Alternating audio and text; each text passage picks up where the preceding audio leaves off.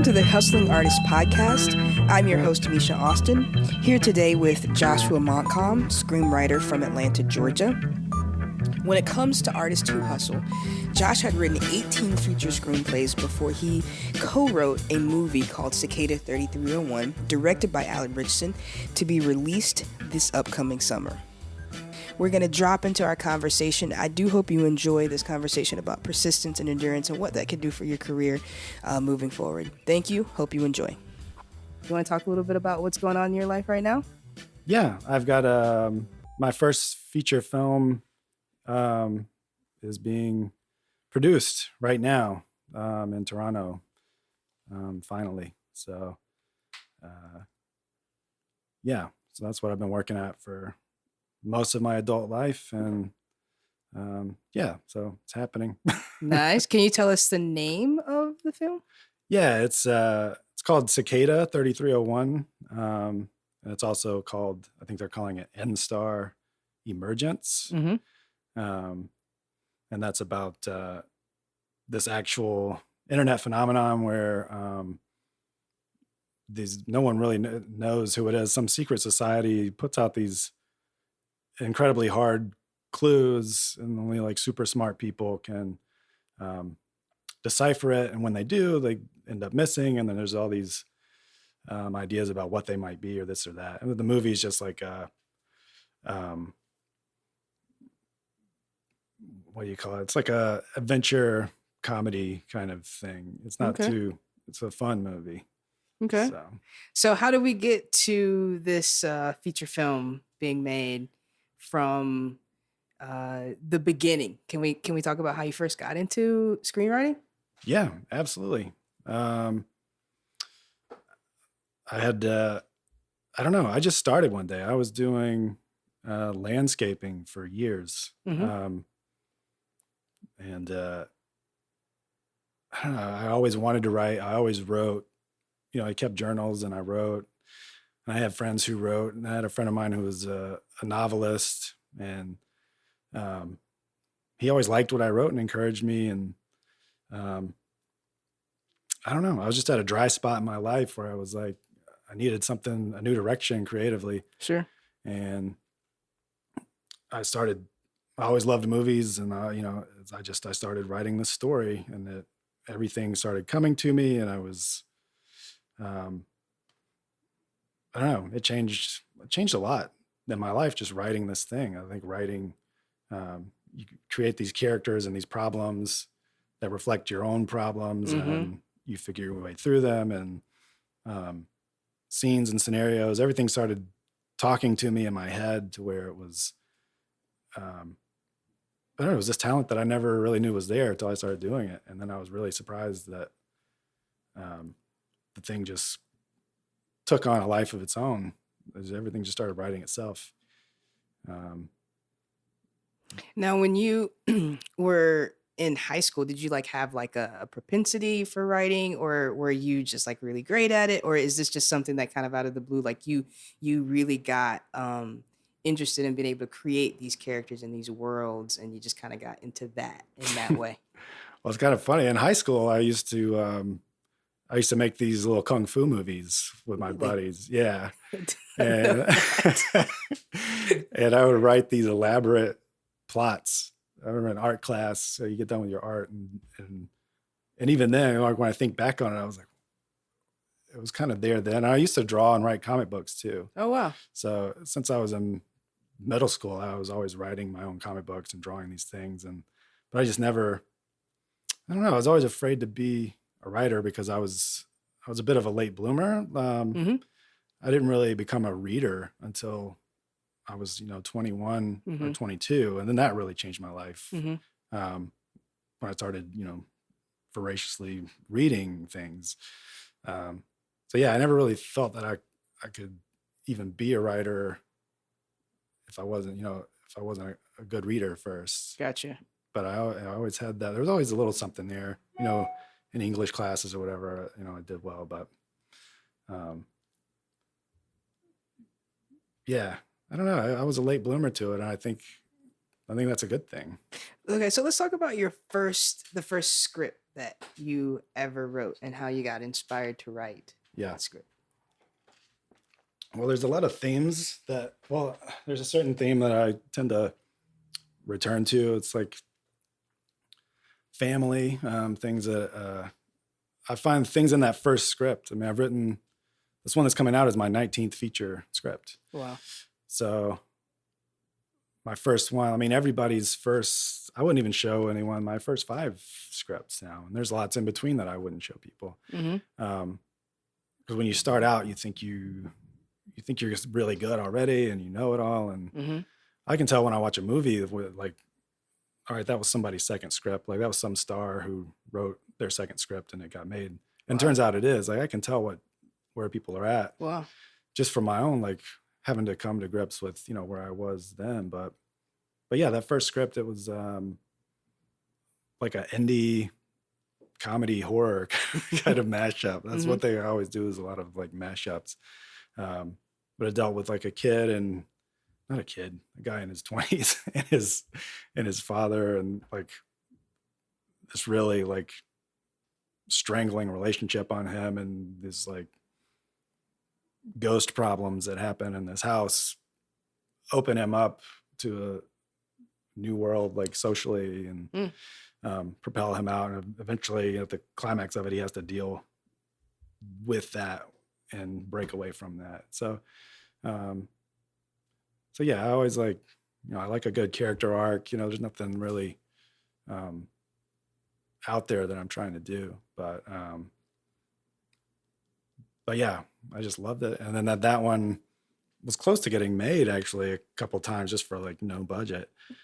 And that was my first brushes with disappointment and people telling me that this is going to get made and it's not. And so, yeah, that's where the dream really began, when I was 26, 27, and out on these lawns, thinking up movie scenes and writing them down on the back of map pages, and going home and typing up scenes and just saying, I'm dedicated to this now, and I'm going to keep doing it. And it's funny, all these years later, I'm 39 now, almost 40, and it's finally actually happening, on a good scale. Like, this is going to be a $5 million movie, and sure, really great cast, and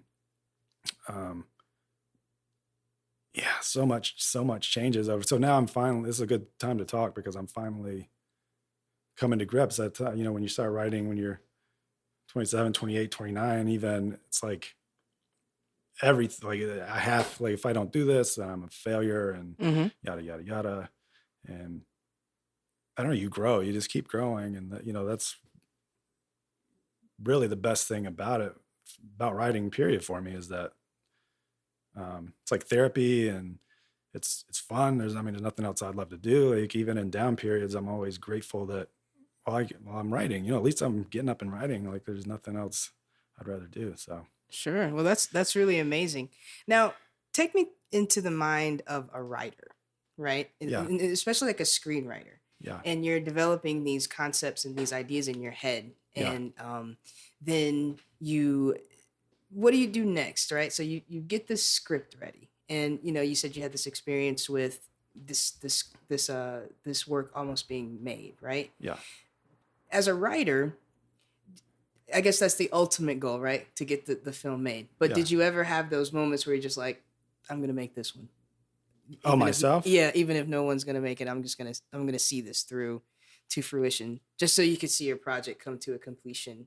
And then how is that? And what's that process like? Yeah, I'm actually was just now getting to a point recently where I was like always trying to write things lower budget, to where I could just do it myself.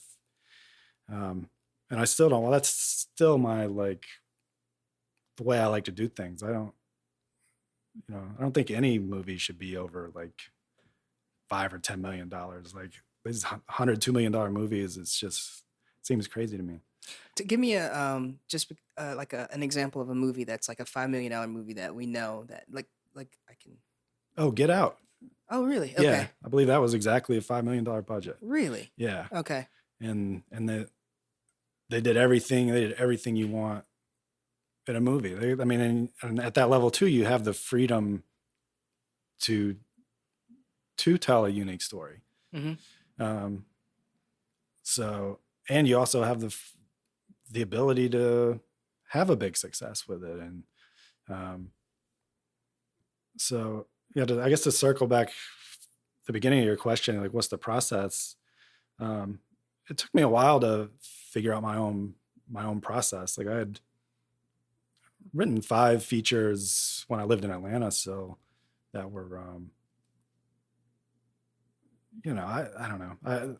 It's all a learning experience, Mm-hmm. Sure. But it wasn't until I came to New York and really buckled down about, all right, I'm gonna make this happen. Mm-hmm. That I really changed the whole way I do everything. I read every screenwriting book I could until they all started saying the same thing over and over, and that was very helpful. Actually, there was a time where I didn't want to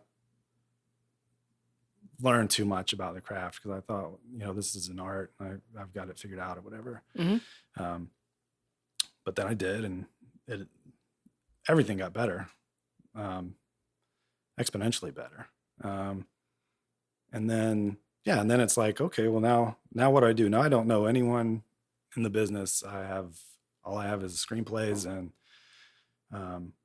so I started to learn to pitch. So how long ago did you move here to New York? Your transition from Atlanta to New York. How long was that? How long has that been? 6 years. 6 years? Yeah. And what was the catalyst for that move? My fiance had a job opportunity here, and she asked me, do I want to do it or not? And I mean, we loved Atlanta, and I decided to do it because it just felt like, I think if you get a chance to live in New York, you should do it. Yeah. And even at that time, we were thinking, I mean, this might only be a year or two, but now we love it. I mean, we want to stay as close to the city as we can for as long as we can. And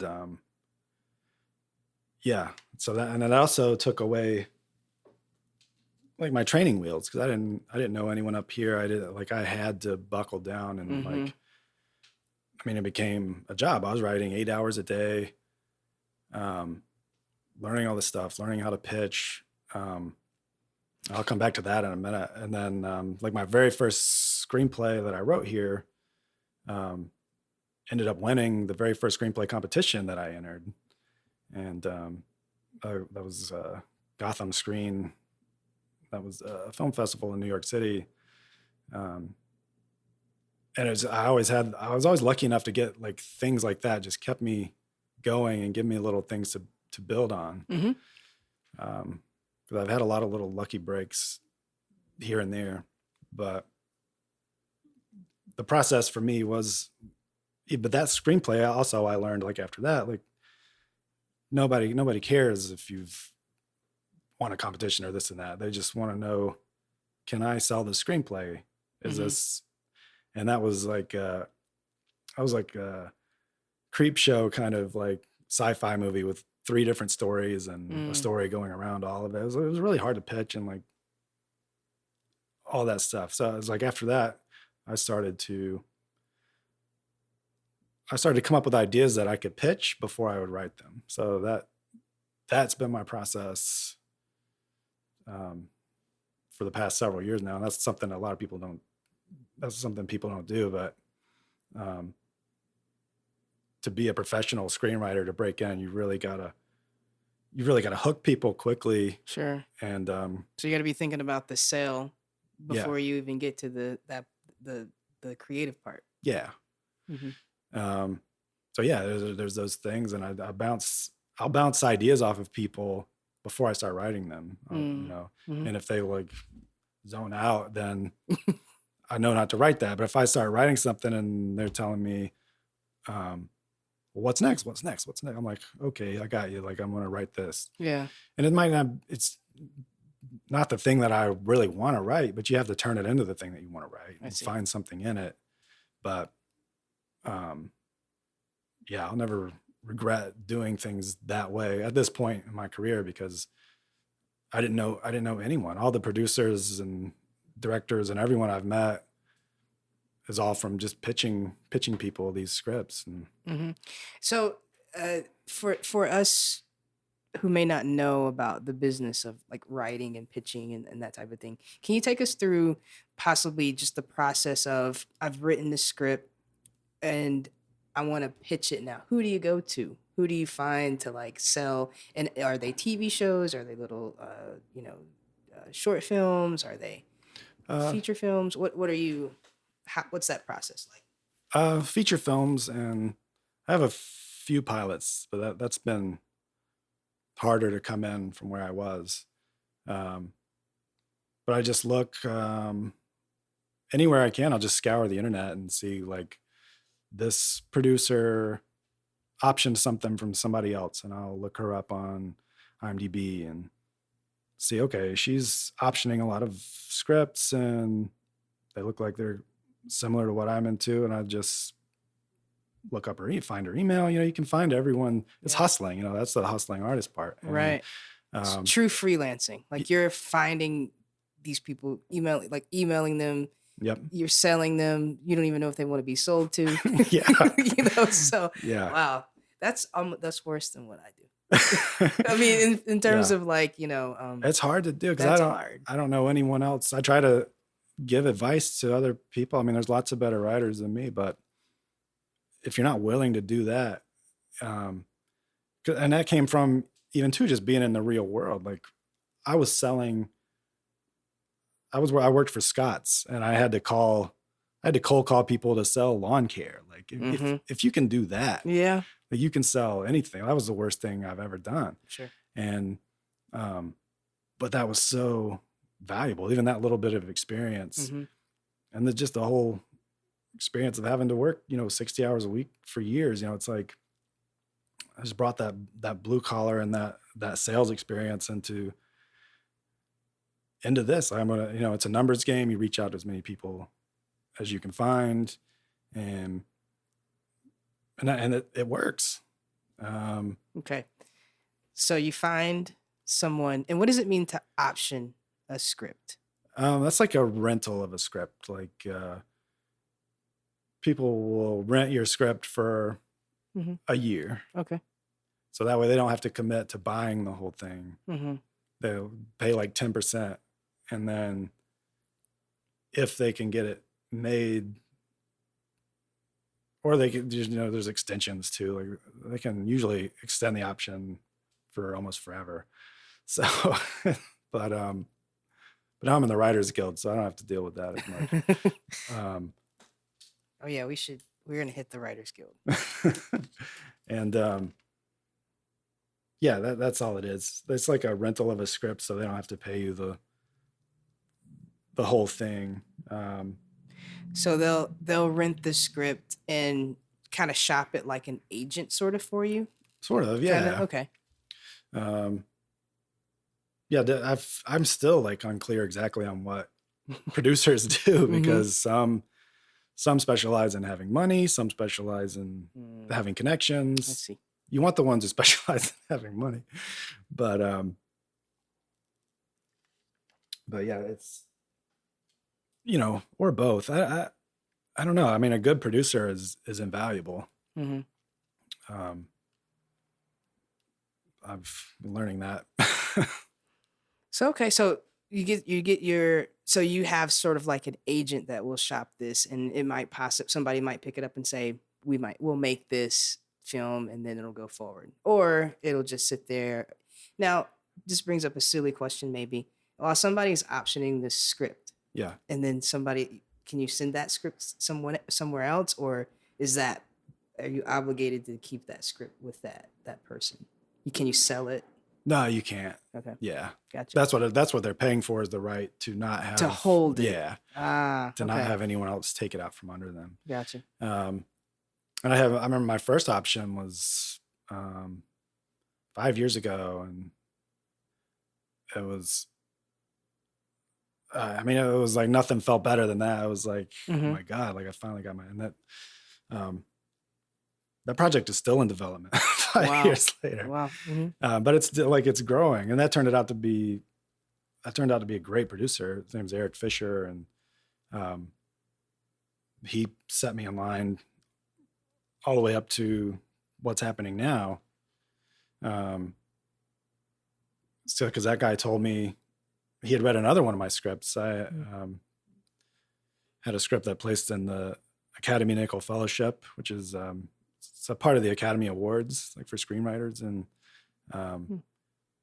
that, again, that was another one of those little breaks. Like that was a script that I wrote that I loved, a very personal script, and it didn't do anything. I didn't even place in any other competitions. And then and no one wanted to read it. That was also too, I finished it and like, I couldn't get anyone to read this script. And that script ended up being one of my most successful scripts because I got to put the Academy Nickel Fellowship next to my name and pitch it and have people. And it was like, you just never know. Like if that didn't happen, I would have hated that I ever wrote that script, but that script ended up. So it's like, you just keep working and working at it. But yeah, that producer read that script because it had placed in this competition, and he didn't like, he liked the script, but it wasn't something he wanted. And then I said, well, hey, I have another one that you might like, and he ended up liking it. And that became like my first option. And every year I get at least one option, and they've opened other doors. I had my next option got a good director attached to it, named George Mahalka, and it got me a manager, and met another good producer named Jacqueline. And again, that one's still in development too, 4 years later. And it's like, yes, there's some patience. Yeah, and it's like you get really excited. You have these things happen, and you think, oh, I'm going to get a movie made next year, and then it comes and it doesn't happen. But there's so many moving parts, though. So many places where it could just fall off the cliff. Yeah, absolutely. Yeah. Wait, so let's go back though before we get ahead of ourselves. So you moved to New York City. You started writing, became a full-time job. You were just writing and pitching and writing and pitching and writing and pitching. Yeah. So then kind of what happened? Take me through this next, like, sort of the development of Josh, like when you really started to learn what it took to really get this this career that you really want. That was right around that time. I was starting to option things, and I was working with directors and producers, and everybody had their own 2 cents on what needed to change in every script. And yeah, that's when I really became like, that's where I really developed the chops. And I had to, some of a script that I loved, and then this director and these producers and these script writers, and you're just getting notes from everywhere about what's wrong with your script, and once I learned to let the ego go and let, like, I love working with someone who gives me good notes, because I love seeing a script actually get better when people are giving me notes and turning it around like quickly. That was always my thing, was like, I'm going to set deadlines for myself. Even before I had deadlines, I set deadlines for myself on everything. And on these rewrites, I would have to turn around a big rewrite in like a month, and then everyone's excited, and it clears the script readers and gets a recommend, all these like things that are great. And then, like you said, and then more moving parts come along, and then more people want rewrites. And but that's what really like got me over the cliff, or over the hill to like where I am today. You could say over the cliff, but it really got me over the hill. Like was doing these rewrites and working with all kinds of different people, on these scripts, that different scripts and like big rewrites. I wrote a script called The Chameleon Paradox, which was a low budget time travel script. And every time they wanted to rewrite with that, I had to change the whole script because it was a time travel script. I was like, wow. So it was just like, one thing changes everything. Yeah. And I just never quit. I always delivered. Even when I saw something, going down, I always went down with the ship, and I always finished, to the point now, once I've got hooked up with, people who are names and stars, I was ready. It was like, I like the script, but let's rewrite it. And then, I just nail it. But I could never have done that if I hadn't failed so many times over the years and just kept that ethic of, I'm going to do this, I'm going to finish this, and I'm going to learn. It was the experience. So it's like, I had the experience of a pro writer before I even got there. So, I'm the only writer I've met that has taken that path. There's easier ways to do it, I think. Yeah. Well, I think everybody has their own path. I say that about my myself too, because I took a really long path too. I didn't go straight to music. I thought I was going to do something else. So, and what were you going to do? I thought I was going to be a lawyer. Oh, wow. Yeah. I went to, got an undergrad, a pre-law degree. And then I decided that I had an internship, and that internship was just like, it was working with kids and in like the child advocacy law group in Atlanta, downtown. And it was just like such an experience where I was just like, I can't do this. Yeah. Like, I just can't. Yeah, that sounds really intense. It's really intense. It's like too intense. It's like a bummer intense. So I decided like at the end of that internship, I was just like, well, I'll finish this because I think you have to, like, you're almost to the end of this degree. Yeah. But then I went right back in and undergrad, started over like a freshman in music school. That's cool. Yeah, it was a lot of fun. And the same way, you being older, late bloomer. Yeah.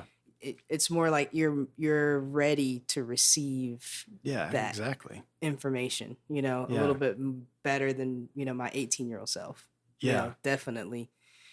Because there's a lot of maybe you could speak to this. There's a lot of you that has to get out of the way. Oh, absolutely. For you to be able to even experience and to be able to create the art, So I needed to do a lot of work. Yeah. So that's just, where that is. But what about you? Like, in terms of like, how much of yourself did you have to kind of be like, okay, I gotta remove these pieces or really delve into this, to really be able to get at your artwork? I don't know. For me, the two always went hand in hand. That's what I loved about it. Sure. Was everything I wrote, I was trying to, especially at the beginning, I was trying to write myself out of where I was. So I look back to when I started writing, I didn't do anything. I just went to work and came home, and I was tired of what I was doing too at that point, and of all of it, even creatively. I just needed more. I think getting people to decide this is what I want to do the rest of my life when they're 18, 19 years old. Like, that's a lot of people can do it, but a lot of people can't do that. It's so yeah, it was like it changed my life once I started writing. Like, everything changed for the better, like leading up to this point, to even more than what it means to be like a professional writer is about the journey that it took me on. And that is what I'm most grateful for. And there've been times where I wrote something that I knew was going to be a tough sell, but it's like, I have to write this at this time because this is what writing is about, is healing things. So yeah, there are certain scripts that I wrote that really were just me overcoming my own mental problems, really. Kind of like a journal type. Yeah. Wow. It gives you another perspective on it. You can see these characters dealing with it, and you're kind of like omniscient. Yeah. You can take them through it and be removed from the process, sort of. Yeah, it's the way to transcend in a way. Yeah. Maybe I should write. maybe you should. I really think you should. I think anyone who wants to write should write. Like it'll change things for you. I never thought about that perspective until you just, laid that on me. Yeah, I think that's the most important part of it for me. Yeah. Okay. All right. So now you've been hustling in New York City. You've been writing and pitching and writing and pitching. Yeah. And you get to this point and you write this feature. And take me through the process of how this became, like, is in fruition for you right now. Walk me through that journey. Okay, this is the most exciting part for me. And also, I mean, I have to say, I mean, it helps to have my fiance Maggie has been with me for the last 10 years and has never been anything but encouraging. So yeah, at that point, like right before things took off, I'd been, rewriting all these other things. I was starting to write as small as I could. I just wrote this script about a woman trapped in a hole. I was like, I'm gonna write something that could be made for nothing, this feature film. And I was really just kind of frustrated. And it was like, I'm done writing spec scripts, are scripts you write on your own without being hired to write them. And it's funny. I thought I got attention on that. There's still people like wanting to make that script. And I wrote it in like 6 weeks. It was just like a frustrated like thing, but I still liked it. And I think that was what was most frustrating. I got done. I was like, I like this. I like everything. Everyone should, but so it's, you put it out there. I was starting to, like we were saying earlier, like learn to make my own things. And, cause everything had failed. There comes a point, I mean, you sell these scripts and then you get on this high and everyone celebrates it for a week. And then there's a slow decline of this thing until it dies, and, so yeah, I was at that point right then where everything was on the decline, everything was dying again. And you have to remember, okay, well, I've done that. I've done this many times where I've, something all good always happens, especially I think at these times when everything is at its lowest. So yeah, like people are starting to make fun of me and stuff. Oh man. Like what do you mean? Like what ways? I don't know. Cause I think cause I quit. Like I was at this level where I call it like the semi-pro level where you're doing things, like you're accomplishing things as a writer, but no one can see it because there's no, like you said, like it's not in fruition anywhere.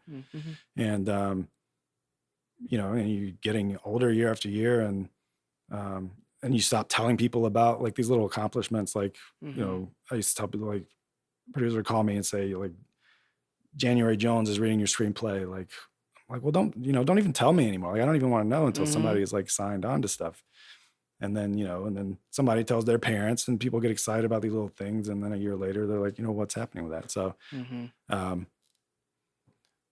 yeah, I don't know. Yeah, there was a little bit of that derision starting to happen in my life. And, yeah, I was walking on 22nd Street, right around where I live, between 9th and 10th Avenue, actually just shooting some video with my camera. It was Halloween and I was just practicing shooting. I was having a good time. I think that's the biggest lesson was I learned how to be happy even in the, in the middle of what would be called failure and chaos. And that was like, that's the best thing that could have ever happened for me was that. And then, so yeah, I was in that spot. I was happy. I had a message on my phone from this producer I hadn't talked to in 3 years, telling me that this guy, my friend Alan Ritchson, who is in a lot of TV shows and movies, and he's in like Hunger Games and Teenage Mutant Ninja Turtles and Workaholics, all this stuff. Like, I was a fan of his work. I was like, that's really cool, I was like, and I didn't even really believe it. yeah, it was funny. Like if that had happened 3 years ago, I mean, we would have just celebrated like crazy. But it was like my fiance came home. I was like, I got a little news today. You know, Alan Ritchson wants to make a movie out of mine. And she's like, oh yeah, that's really cool. You know, Awesome. I was like, yeah, What do you want for dinner? yeah, exactly. And luckily that like came through, and that was a script, a horror Western script that I wrote years ago. That was my 7th script. And at that point, I just finished my 18th script. And so, yeah, you got to get out there like as many places as you can, because you never know what's going to come back around. And then, you know, I talked to him. He needed a huge rewrite, a page 1 rewrite, which is basically he liked the characters, and basically the whole story had to be redone. And it had to be done quickly. And we like really hit it off right away. Like he brought out the best in my writing, and I turned around this draft in just like 2.5 months. This page 1 rewrite that was one of the best things I'd ever done. And right when I was finishing that up, he called me up like a week before I was finishing that up. He said, okay, well, Bad Seeds of Loving Spring is going on the back burner. We're going to make Cicada 3301. And that was like a passion project of his. And he had pitched it to someone who liked it, that wanted to fund the movie. And then because I had, you know, done decent work for him already, and I was already right there, and you know, it was just like, you know, like they say, the fortune meets opportunity. And I'd proven myself, and then and that was even quicker. I had to do a big rewrite of that with him in about 22 days, just like, you know, nonstop. And it was, but I was like, you know, like Hamilton about it. Like, I'm not going to waste my shot. You know, it's like, yeah. And I love it. I love the script. I'm like, really could not be happier about it, that it's happening. But, well, I'm really excited for you. Really, definitely. I can't wait to see it. So, okay. So it's being made. Yeah. Now take all of us who are musicians. I'm a musician, so I know nothing about the beginning process. So it's being made now. Once the film is made, then what happens with that? Well, it's like a 5-week shoot, and this is the first week, so pretty quick shoot, and then they edit it, and post production could take a year or more. Yeah. Another wait. It's like, oh, this awesome stuff, and it's okay. Now let's wait. Yeah. Yeah. So, and it took like, it was like pulling teeth to even find if the thing was like shooting or not, because all these people who are working on this script and are in the movie and are working on the movie have been in like, I mean, they've got movies out right now that they're in, and TV shows. And so it's not a big deal to them. So, you know, when I was working with smaller producers, which is good, I like to work with smaller producers. They kept you in the loop with like everything. Like, you know, so-and-so's intern hated your script. It's like, all right, well, you don't have to tell me that. And then, but yeah, now it's like, you know, nobody tells me. And I had to realize like, this isn't a big deal to these people. They're in movies all the time. They make movies all the time. It's a big deal to Alan. This is his first feature that he's directing. And the guy's like the hardest working dude I know. He's going to be in this new show called Titans. That's a DC show. He's a main character in that. And yeah, he would like call me from the set, like talking about notes about stuff. And he's a family man too. And it's just, I don't know. It was perfect for me to hook up with someone like him because, you know, working with other producers, people can be kind of slow and wishy-washy. And I'm like, you know, I want to say get her done, but I'm not going to say that. Yeah, no, that's me. Yeah. Let's get it done. Yeah. I'm definitely one of those. I think I get more in my career. I get more like immediate gratification. Making an album or recording, but even that is like sort of quicker, a much quicker process Yeah. than anything that you've explained Yeah. here today. But I don't want to get away from this too far. But from what I'm hearing you say over the process of your career and some of the skills that you've developed in being a writer, that there's one thing about like being a creative writer and writing what you feel in your heart and putting that down on paper. But there's another skill set where you actually are a professional writer and you're asked to do specific things with the things that you've written. Can you talk just a little bit about that and how important that is to some of your success that you've had now? Yeah, sure. It's like, it's a job, and anyone who doesn't approach it as a job is going to have a hard time breaking in. So that's where the craft comes in. I mean, there's days where I get up every day and write. No matter how I feel, I get up every day, even before any of this was happening. I would get up and write this many pages. Like I had this many pages to get done, and I just wouldn't. And so, yeah, the past 6 years, I've really just been a hermit, like working in that way to where now, yeah, it's like, it's all craft. And then but you have the moments where it's like, oh yeah, this is fun. This is why I do this. But I mean, for the most part, it's just a lot of hard work. It's like, I mean, there's like weeks that go by where I'm not enjoying it at all. It's just like, but I'm enjoying it more, but I'm like, but it's what I want to do. It's more than being at Scott's though, right? Yeah.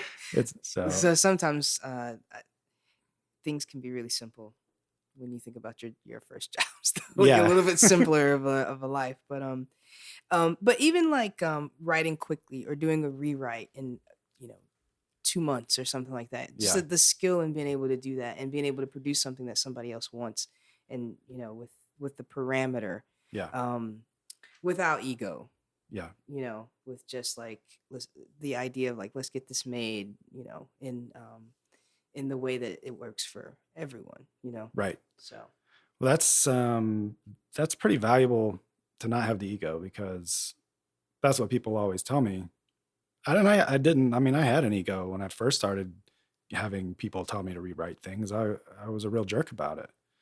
But you can't be that way, especially in this medium. It's like, it's a collaborative place, and these people are hiring you to do something. I look at it like that. Like, what do you want?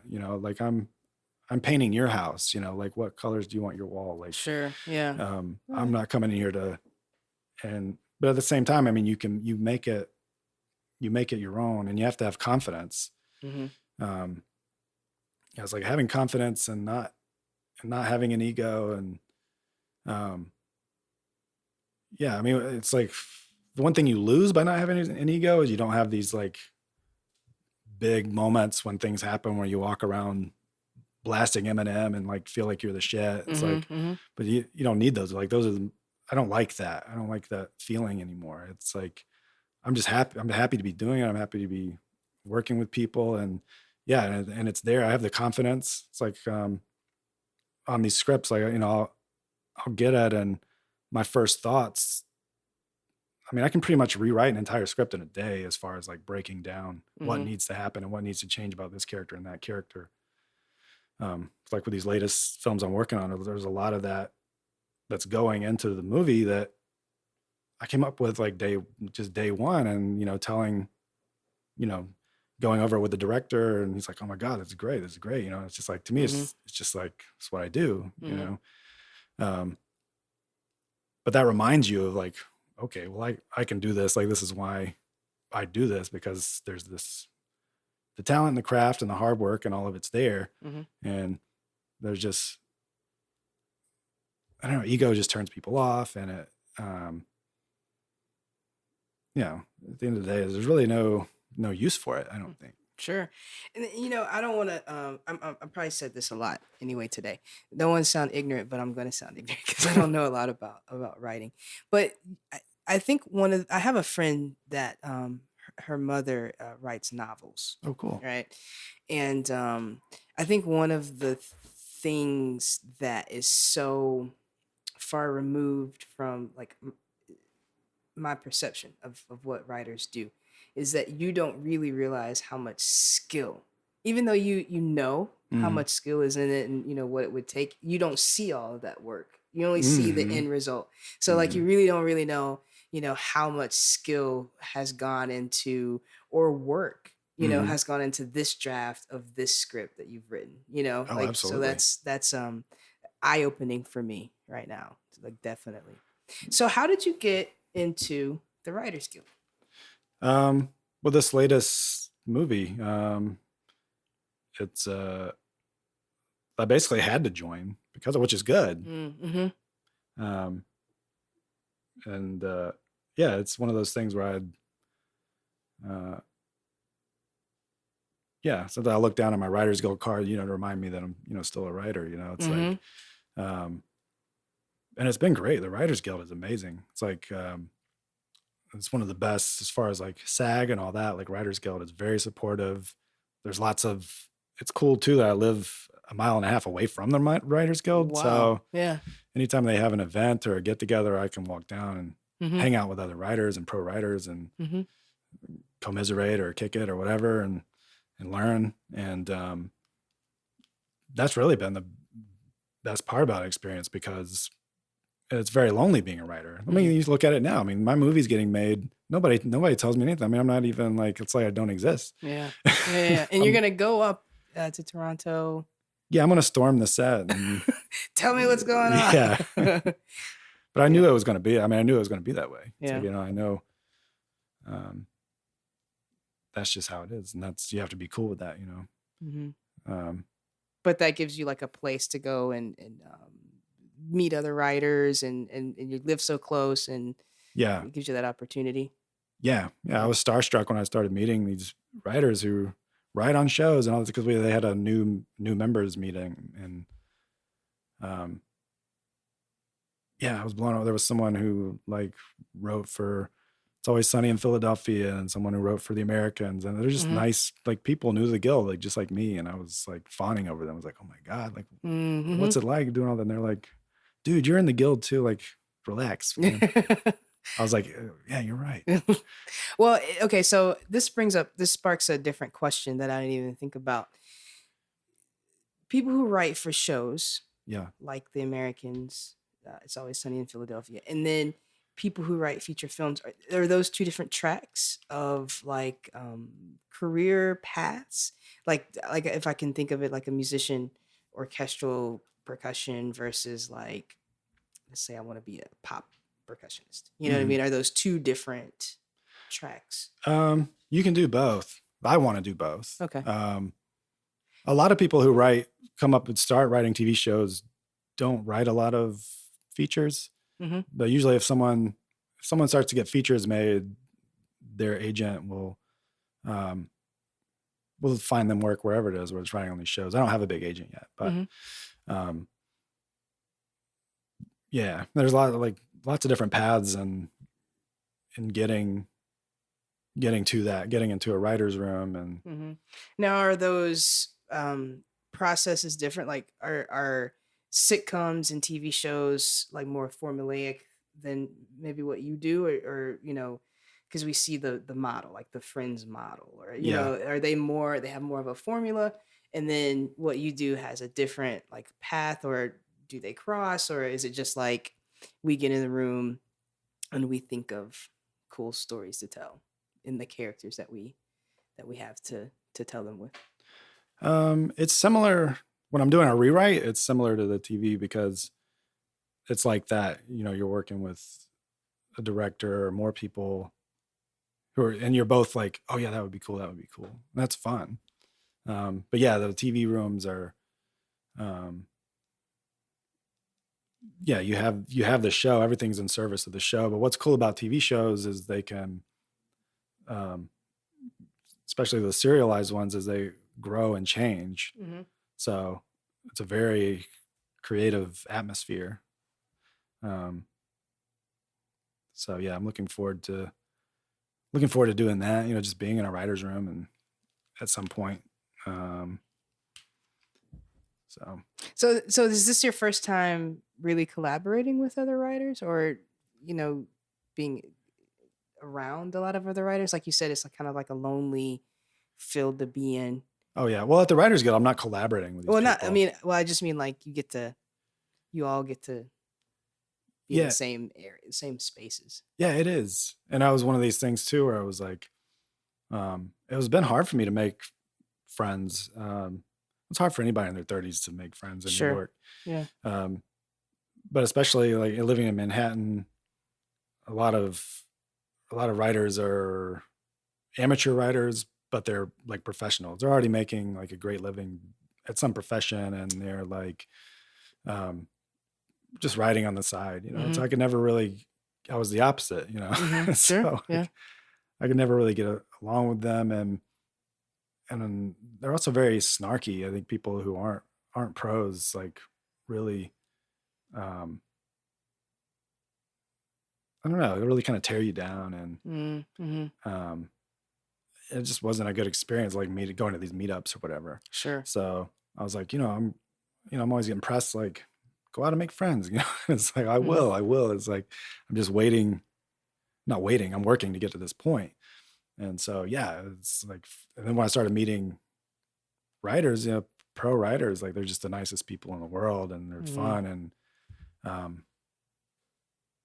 yeah, that's what's so great about it, is like, finally to start making some friends, and have them be people that understand what you're going through. And, it's hard though, like, Yeah. speaking about some of the heartbreak that you experience as being an artist, ups and downs and ups and downs. It's hard to like allow yourself to even for a moment like be in the clouds at all. It's a hard feeling to have. Yeah. And it's not, I don't daydream about money. Yeah, I'd love for it to like make money or whatever, but I'm like, I was also saying, I would trade what I made to write it to have it, just to have it get made. Like it doesn't mean anything to me. So what means most to me now is, I just can't wait to have a good movie that when I'm talking to people, they ask me what I do, and I say I'm a screenwriter, I could say, yeah, go watch this Jack Kesey, Alan Ritchson movie.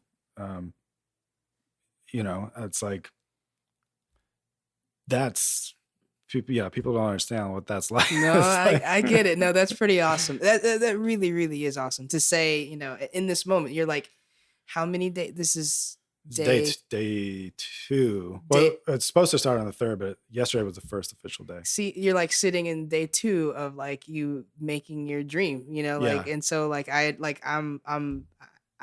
if there's a bigger fan for you, I'm like right now, like I'm like I understand, you're like you're kind of you're like in this balance point, kind of like, okay, this is happening, like you kind of run it. It's exhausting, and I'm kind of numb. It's like you imagine for years, what it's going to feel like when this thing happens, and that kind of gives you a fuel to keep doing it. And then once it happens, it's like you spend all the dopamine it took to stream you along, just like cuts off, and you're just numb and tired and surreal. Yeah. It's like, I still don't even know. Like, it just started filming yesterday, and it feels like it's been 10 days already. Like yesterday was one of the longest days. It was like, because I didn't even know. I just saw on someone's Instagram, they posted like a picture of the set, and I was like, it's filming, because it's like, so and that's, if I can do it, like anyone can do it, It's just like hanging in there. It's everything you've ever learned from anyone about what it takes to do this. For a musician or for a writer, it's a similar path. And it's like, because I relate to musicians as much as anyone, especially, pro musicians. It's like, those like amateur musicians are the ones who are like dicks, it's like, unhappy. Yeah. And just all levels of people trying to do it. Like I know, like I said, I know writers who are better than me, but they're afraid of rejection, or they don't that's one of the biggest things. Yeah. It's like I've never been afraid of rejection. I hate rejection. Rejection sucks, and it always comes. Like no matter what level you get to. Mm-hmm. But I don't know. You just have to realize like that's how you get to these moments. For every like one good step up I take, there's 99 rejections, Mm-hmm. around it. Mm-hmm. Because I've had weekends where it was like a total roller coaster with the same script. Mm-hmm. So I had a script I wrote that, I had someone on a Saturday tell me how it was like, the script reader tell me how it was just, terrible. And then the next day, UTA, one of the biggest agencies out there, sent me an email, and their script reader said it was a breath of fresh air and why they got into the business. Yeah. And what that taught me was, don't believe anybody. Yeah. Yeah. Everybody's going to have an opinion. Yeah. Yeah. And also, hold on to the good thing, because it's easier to hold on. It's easier to hold on to the rejection and forget the people who have the things that you've done, the things that you've accomplished. Mm-hmm. So, I don't do this, but I hear about people, putting stuff on their wall or whatever. Like, I was about to start doing that. Like all of the reject, like everything that every time somebody rejected them, or all of the I think the good things. Good things. Yeah. Yeah. Yeah. I wouldn't want to remember all that. I don't have big enough walls. Yeah. Do you have an Instagram or a Facebook or anything like that you'd like to share with everybody to kind of check you out, keep up with you? Yeah. Check me out. I would say just look up Squashy Nice and you'll find a lot of stuff on Spotify. Mm-hmm. And there's also Squashy Nights Instagram. Mm-hmm. I'm not a big socials person, but I like to post stuff once in a while on there. My Facebook is just, there's nothing really fun on that. It's just for friends and family. But the Squashy Nice, you'll find some fun stuff on that one, because I find that to be fun. Thank you for coming by. I hope you've had a good time. And yeah, this has been the most fun I've had in forever. Oh, well, thank you. That actually means that this is working. But thank you for coming by. The ultimate example of a hustling artist. If you're going to try, go all the way. Yeah. There is no other feeling like that. Yeah, 19. You will be alone with the gods. Plus, and the nights will flame with fire. Yeah. So a lot of work to see. This is only the beginning. To see one thing happen. So if anything, hang in there, right? Absolutely.